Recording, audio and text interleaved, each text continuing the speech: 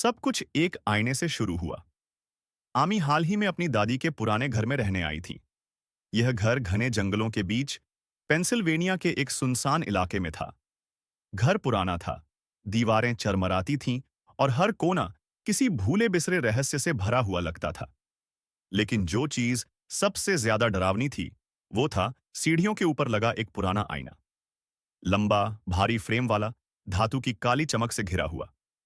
आमी को याद था बचपन में उसकी दादी कहा करती थी, आधी रात के बाद इसमें कभी मत देखना।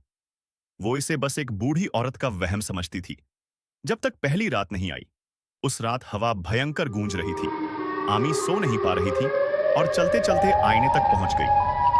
घड़ी ने 12:17 पर बजाए। हल्की हल्की रोशनी में आईने के सामने खड़ी हुई और उसने देखा, उसका प्रतिबिंब हिला नहीं। उसने सिर थोड़ा झुकाया। प्रतिबिंब स्थिर रहा। आंखें बड़ी और ठंडी थीं, जैसे देख नहीं रही, घूर रही थीं। आमी ने धीरे धीरे पीछे हटना शुरू किया। आईने में उसके चेहरे पर एक हल्की सी मुस्कान आ गई। आमी भागकर अपने कमरे का दरवाजा बंद कर लिया। सुबह सब कुछ सामान्य था। आईना वैसा ही दिखा जैसा हमेशा था, हिलता झुलता प्रतिबिंब, कुछ भी असामान्य नहीं।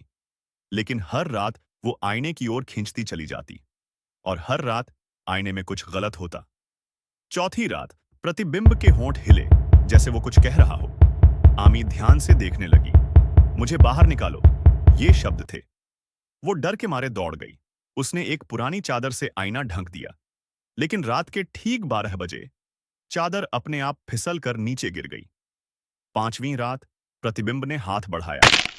आईने के अंदर से एक सड़ा सा सफेद हाथ निकला, जो शीशे को छूने की कोशिश कर रहा था। आमी बाथरूम में जाकर बंद हो गई। अगली सुबह उसने तय कर लिया, उसे ये घर छोड़ना ही होगा। लेकिन जब उसने दरवाजा खोला तो बाहर का जंगल गायब था। घर अब किसी काली खाली दुनिया में खड़ा था। ना जमीन, ना पेड़, ना आसमान, बस अंधेरा।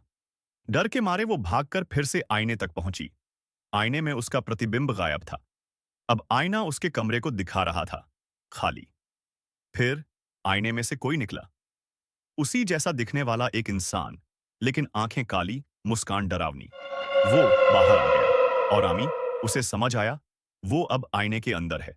अब आमी उसी आईने में बंद है और वो प्रतिबिंब अब उसकी जिंदगी जी रहा है। अगर कभी तुम्हें कोई पुराना आईना मिले और तुम्हारा प्रतिबिंब धीरे हिले या अलग दिखे, तो याद रखना, पीछे मत देखना,